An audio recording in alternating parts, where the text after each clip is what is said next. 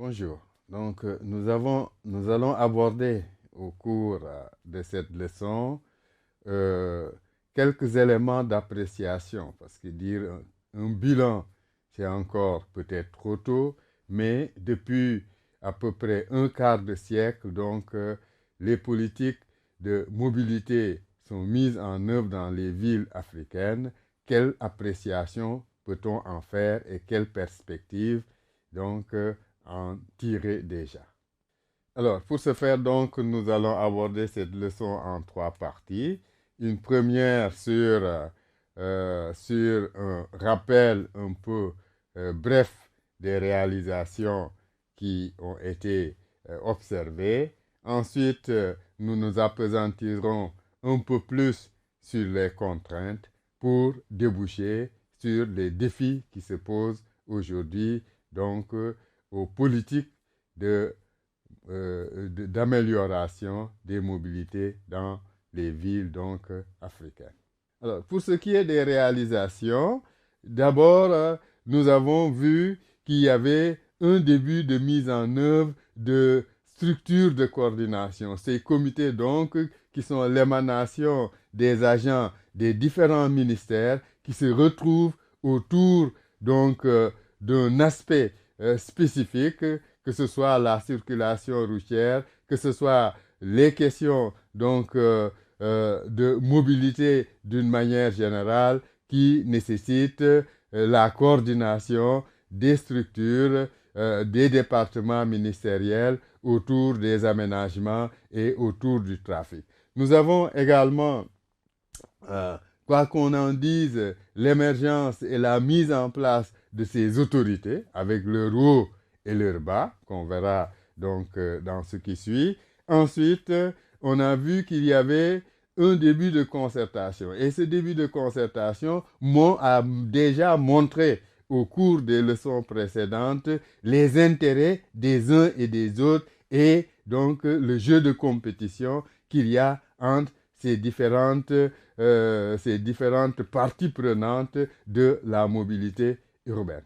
Toujours comme réalisation, quels que soient les résultats qu'on va discuter, nous avons un effort qui est mené, une prise de conscience qu'il y a un besoin d'amélioration de la mobilité et nous avons vu tous ces efforts qui ont été menés essentiellement par les pouvoirs publics dans la construction de nouvelles infrastructures, dans le renouvellement du parc automobile et dans la réorganisation des opérateurs artisanaux, que ce soit les entreprises de minibus, qu'elles soient individuelles ou collectives, que ce soit parmi les gérants des taxis-motos, on a vu qu'il y avait un effort de la part des autorités publiques pour réorganiser le secteur.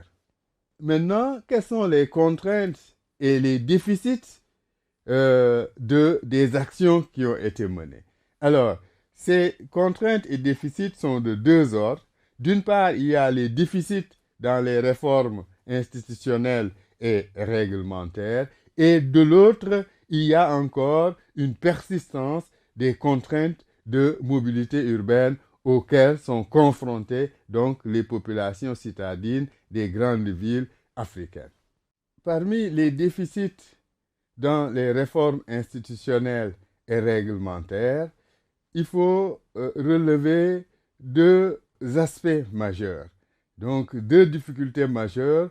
C'est en fait d'abord le manque d'application. C'est vrai que, il y a un effort de réglementation qui a été mené dans tous les points de vue sur les aspects de sécurité, sur les aspects du respect du code de la route, sur les aspects techniques des véhicules. Il y a donc beaucoup d'aspects qui ont été réglementés, mais le problème aujourd'hui encore, c'est qu'il y a un manque d'application de ces décisions réglementaires, que ce soit le port du casque pour les conducteurs de moto, que ce soit l'utilisation du téléphone par exemple en conduite. Également, ce sont autant d'aspects et d'autres, le port de la ceinture, entre autres, ce sont autant d'aspects qui, bien que réglementés, s'ouvrent d'une application, donc des mesures arrêtées. Et le deuxième aspect, c'est que même s'il y a eu donc la mise en place des autorités organisatrices et régulatrices des mobilités dans l'essentiel des grandes capitales africaines, cependant, il faut dire que ces autorités-là sont encore confrontées à un manque de légitimité. Elles sont confrontées, ces autorités, à un manque de reconnaissance, ce qui va entraîner que les mesures qui sont souvent prises par ces autorités ont peine à être mises en œuvre concrètement dans le milieu du transport urbain. Parmi les contraintes et les déficits de la mise en œuvre de ces politiques de mobilité, nous avons une persistance encore des contraintes donc de mobilité des citadins. Alors, ces contraintes se posent en plusieurs termes. D'abord, il y a une occupation anarchique de l'espace urbain qui rend très difficile. Les trottoirs sont occupés par les marchands, les piétons se retrouvent sur la route, sur la voie bitumée qui est destinée aux automobilistes qui viennent se garer sur les bas-côtés, donc destinés aux piétons. Et donc, il y a ce premier aspect, mais il y a également un aspect qui est encore lié à l'organisation de l'espace urbain d'une manière générale, la forte pression des déplacements pendulaires entre le centre et les périphéries urbaines. Et ce qui fait que donc les congestions demeurent toujours et l'accessibilité donc du centre devient encore un problème dans beaucoup de capitales africaines. Et le troisième aspect, c'est que les populations citadines sont également toujours captives des transports publics et même, je dirais, des transports artisanaux. Hein? Et ceci va se poser en termes d'offres aux heures de pointe. Ceci va se poser en termes de perte de temps donc due aux embouteillages. Ceci va se poser également à un déficit de confort et à un déficit de desserte pour les quartiers qui sont les moins aménagés. Alors, quelques images donc de ces contraintes de mobilité qui persistent. On a donc des centres-villes qui sont toujours congestionnés. Donc, sur la première photo à gauche, en haut. Ensuite, nous avons, comme on disait, l'entrée d'Abidjan, donc aux heures de pointe. Dans le sens périphérie, centre, donc du premier plan vers l'arrière-plan, nous avons donc cette masse de voitures qui veulent entrer dans la capitale, mais vous pouvez constater l'autre sens est vide de circulation. Vous avez la contrainte donc qui est liée au fait que la population citadine est encore captive des transports en commun. Ces minibus qui sont déjà remplis et donc tous ces passagers qui attendent. Et vous avez la voie publique. Vous voyez dans l'image à droite comme elle est occupée. C'est souvent le stationnement. C'est autre les activités donc informelles. Hein, que vous voyez donc sur le trottoir de droite, et ensuite donc une petite bergerie qui se retrouve à gauche et à droite de la voie, donc posant donc ces contraintes de mobilité, tant donc pour les véhicules que justement pour un piéton qui voudrait emprunter ces trottoirs.